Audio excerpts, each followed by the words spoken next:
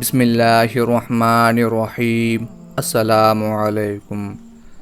حضرت صہیب اور حضرت عمار رضی اللہ تعالی عنہما دونوں آپ صلی اللہ علیہ وآلہ وسلم کی خدمت میں حاضر ہوئے۔ آپ نے دونوں کو اپنے پاس بٹھایا۔ جب یہ بیٹھ گئے تو آپ نے ان کے سامنے اسلام پیش کیا اور قرآن مجید کی جو آیات آپ پر اس وقت تک نازل ہو چکی تھی وہ پڑھ کر سنائیں۔ ان دونوں نے اسی وقت اسلام قبول کر لیا۔ اسی روز شام تک یہ دونوں نبی کریم صلی اللہ علیہ وآلہ وسلم کے پاس رہے۔ شام کو دونوں چپکے سے چلے آئے۔ حضرت عمار رضی اللہ تعالی عنہ سیدھے اپنے گھر پہنچے تو ان کے ماں باپ نے ان سے پوچھا کہ دن بھر کہاں تھے۔ انہوں نے فوراً ہی بتا دیا کہ وہ مسلمان ہو چکے ہیں۔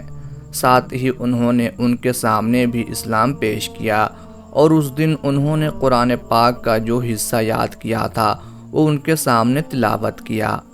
ان دونوں کو یہ کلام بے حد پسند آیا۔ دونوں فوراً ہی بیٹے کے ہاتھ پر مسلمان ہو گئے۔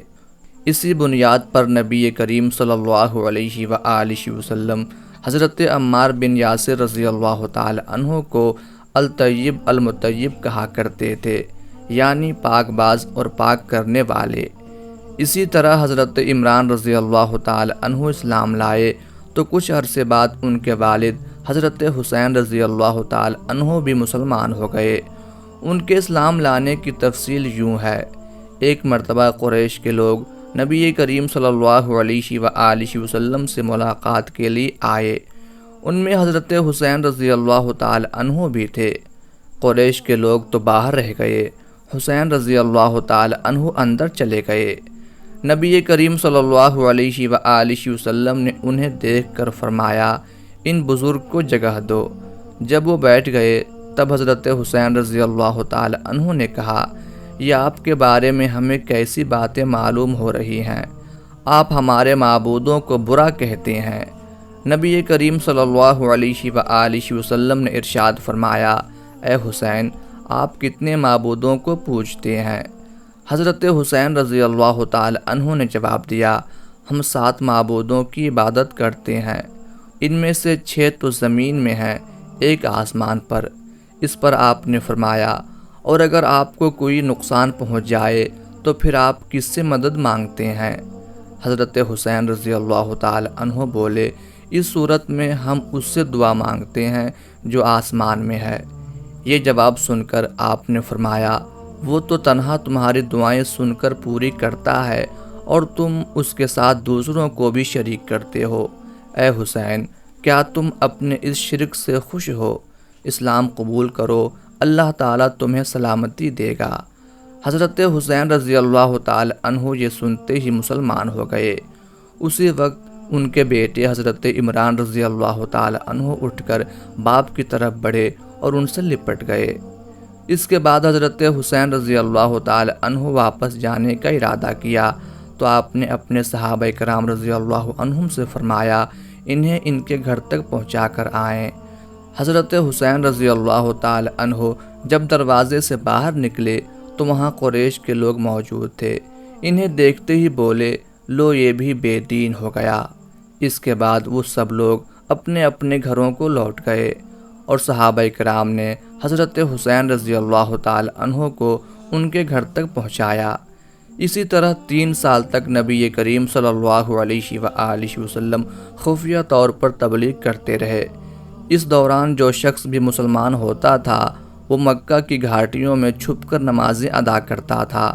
پھر ایک دن ایسا ہوا کہ حضرت سعد بن ابی وقاص رضی اللہ تعالی عنہ کچھ دوسرے صحابہ کے ساتھ مکہ کی ایک گھاٹی میں تھے کہ اچانک وہاں قریش کی ایک جماعت پہنچ گئی۔ اس وقت صحابہ نماز پڑھ رہے تھے۔ مشرکوں کو یہ دیکھ کر بہت غصہ آیا، وہ ان پر چڑھ دوڑے، ساتھ میں برا بھلا بھی کہہ رہے تھے۔ ایسے میں حضرت سعد بن ابی وقاص رضی اللہ تعالی عنہ نے ان میں سے ایک کو پکڑ لیا اور اس کو ایک ضرب لگائی۔ اس سے اس کی کھال پھٹ گئی، خون بہہ نکلا۔ یہ پہلا خون ہے جو اسلام کے نام پر بہایا گیا۔ اب قریشی دشمنی پر اتر آئے۔ اس بنا پر نبی کریم صلی اللہ علیہ وآلہ وسلم حضرت ارقم رضی اللہ تعالی عنہ کے مکان پر تشریف لے آئے تاکہ دشمنوں سے بچاؤ رہے۔ اس طرح حضرت ارقم رضی اللہ تعالی عنہ کا یہ مکان اسلام کا پہلا مرکز بنا۔ اس مکان کو دار ارقم کہا جاتا ہے۔ نبی کریم صلی اللہ علیہ وآلہ وسلم کے دار ارقم میں تشریف لانے سے پہلے لوگوں کی ایک جماعت مسلمان ہو چکی تھی۔ اب نماز دار ارقم میں ادا ہونے لگی۔ نبی کریم صلی اللہ علیہ وآلہ وسلم صحابہ کرام رضوان اللہ علیہم اجمعین کو وہیں پر نماز پڑھاتے، وہیں بیٹھ کر عبادت کرتے اور مسلمانوں کو دین کی تعلیم دیتے۔ اس طرح 3 سال گزر گئے۔ پھر اللہ تعالیٰ نے آپ کو اعلانیہ تبلیغ کا حکم فرمایا۔ اعلانیہ تبلیغ کی ابتدا بھی دار ارقم سے ہوئی۔ پہلے آپ یہاں خفیہ طور پر دعوت دیتے رہے تھے، یہاں تک کہ اللہ تعالیٰ نے سورہ شعراء میں آپ کو حکم فرمایا اور آپ اپنے نزدیک کے اہل خاندان کو ڈرائیے۔ یہ حکم ملتے ہی آپ کافی پریشان ہوئے، یہاں تک کہ آپ کی پھوپھیوں نے خیال کیا کہ آپ کچھ بیمار ہیں۔ چنانچہ وہ آپ کی بیمار پرسی کے لیے آپ کے پاس آئیں۔ تب آپ نے ان سے فرمایا، میں بیمار نہیں ہوں، بلکہ مجھے اللہ تعالیٰ نے حکم دیا ہے کہ میں اپنے قریبی رشتہ داروں کو آخرت کے عذاب سے ڈراؤں۔ اس لیے میں چاہتا ہوں کہ تمام بنی عبد المطلب کو جمع کروں اور انہیں اللہ کی طرف آنے کی دعوت دوں۔ یہ سن کر آپ کی پھوپھیوں نے کہا، ضرور جمع کریں، مگر ابو لہب کو نہ بلائیے گا، کیونکہ وہ ہرگز آپ کی بات نہیں مانے گا۔ ابو لہب کا دوسرا نام عبد العزیٰ تھا۔ یہ آپ کا چچا تھا اور بہت خوبصورت تھا، مگر بہت سنگ دل اور مغرور تھا۔ دوسرے دن نبی کریم صلی اللہ علیہ وآلہ وسلم نے بنی عبد المطلب کے پاس دعوت بھیجی۔ اس پر وہ سب آپ کے ہاں جمع ہو گئے۔ ان میں ابو لہب بھی تھا۔ اس نے کہا، یہ تمہارے چچا اور ان کی اولادیں جمع ہیں، تم جو کچھ کہنا چاہتے ہو کہو اور اپنی بے دینی کو چھوڑ دو۔ ساتھ ہی تم یہ بھی سمجھ لو کہ تمہاری قوم میں یعنی ہم میں اتنی طاقت نہیں ہے کہ تمہاری خاطر سارے عربوں سے دشمنی لے سکیں، لہٰذا اگر تم اپنے معاملے پر اڑے رہے تو خود تمہارے خاندان والوں ہی کا سب سے زیادہ فرض ہوگا کہ تمہیں پکڑ کر قید کر دیں، کیونکہ قریش کے تمام خاندان اور قبیلے تم پر چڑھ دوڑیں۔ اس سے تو یہی بہتر ہوگا کہ ہم ہی تمہیں قید کر دیں۔ اور میرے بھتیجے، حقیقت یہ ہے کہ تم نے جو چیز اپنے رشتہ داروں کے سامنے پیش کی ہے، اس سے بدتر چیز کسی اور شخص نے آج تک پیش نہیں کی ہوگی۔ آپ نے اس کی بات کی طرف کوئی توجہ نہیں فرمائی اور حاضرین کو اللہ کا پیغام سنایا۔ آپ نے فرمایا، اے قریش، کہو اللہ کے سوا کوئی معبود نہیں اور محمد اللہ کے رسول ہیں۔ آپ نے ان سے یہ بھی فرمایا، اے قریش، اپنی جانوں کو جہنم کی آگ سے بچاؤ۔ وہاں صرف آپ کے رشتہ دار ہی جمع نہیں تھے، بلکہ قریش کے دوسرے قبیلے بھی موجود تھے، اس لیے آپ نے ان کے قبیلوں کے نام لے لے کر انہیں مخاطب فرمایا، یعنی آپ نے یہ الفاظ ادا فرمائے، اے بنی ہاشم، اپنی جانوں کو جہنم کے عذاب سے بچاؤ۔ اے بنی عبد شمس، اپنی جانوں کو جہنم کی آگ سے بچاؤ۔